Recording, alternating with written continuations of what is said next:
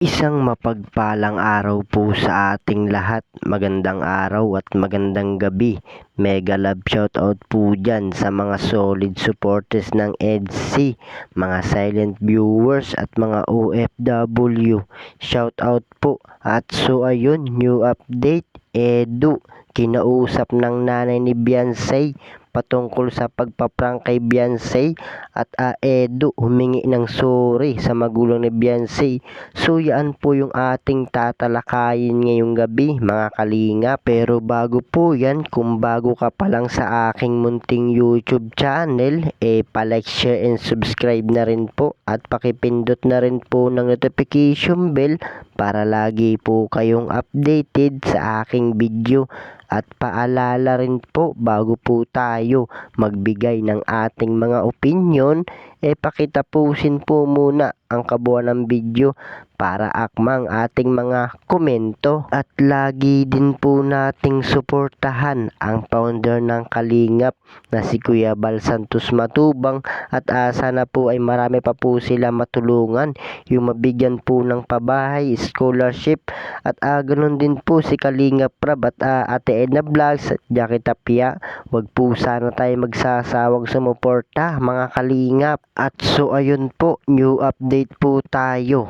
Edu, kinausap ng nanay ni Beyonce patungkol sa kanyang pagpaprank nito kay Beyonce at Edu humingi ng sorry sa magulang ni Beyonce.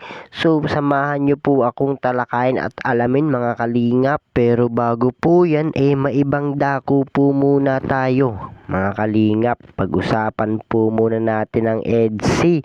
So sa nangyaring pagpaprank kay Beyonce at talaga namang nayanig at nagulat ang lahat. At reaksyon nga po ni Beyonce at talagang kahanga-hanga nga po ang kanyang pinakita at kitang-kita po sa kanyang mukha ang pag-aalala dito nga po kay Papa Eds natin. At ramdam po na ramdam ni Papa Eds ang pagmamahal ni Beyonce mga kalingap. At pati nga rin po si Kalingap Prab talagang humanga at nagulat sa pinakita ni Beyonce na pag-aalala dito kay Kalingap Edu. At dahil sa nangyaring pagpaprank lumabas po yung tunay na pagmamahal ni Beyonce dito nga po kay Papa Eds natin. At so ayun po, dito na nga po tayo sa ating topic ngayong gabi mga kalingap. New update, Edu, kinausap ng nanay ni Beyonce patungkol sa pagpaprank nito kay Beyonce. At Edu humingi nga po ng sorry sa magulang ni Beyonce mga kalingap. So ayun po, Edu po natin talagang nakukonsensya nga po siya sa kanyang ginawang pagpaprank dito nga po kay Beyonce.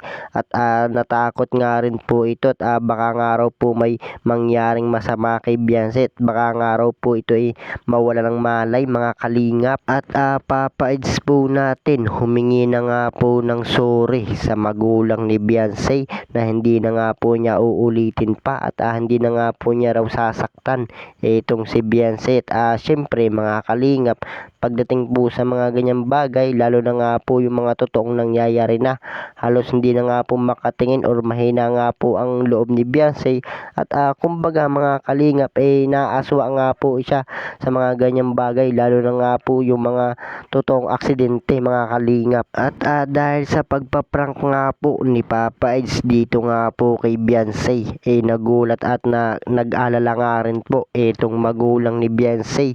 So syempre mga kalingap, dahil napamahal na nga rin po itong magulang ni Beyonce dito nga po kay Papa Eds at dahil na rin po kabutihan po nitong ni Papa Eds na ipinapakita sa kanila. At laking pag-aalala nga po nila dito kay Papa Eds, talagang nanay po ni Beyonce halos maiyak nga po dito sa nangyari. At buti na nga lang po at may nagsabi agad na prank lang daw po ang lahat kay Beyonce mga kalingap. So kinausap na nga po ng magulang ni Beyonce itong si Papa Eds po natin at wag na nga raw daw pong uulitin pa, lalo na nga po dito kay Beyonce. At mahina nga po ang loob nito at kung nagkatotoo nga po ang nangyayaring yon, baka nga raw po mahimatay or mawala ng malay itong si Beyonce mga kalingap.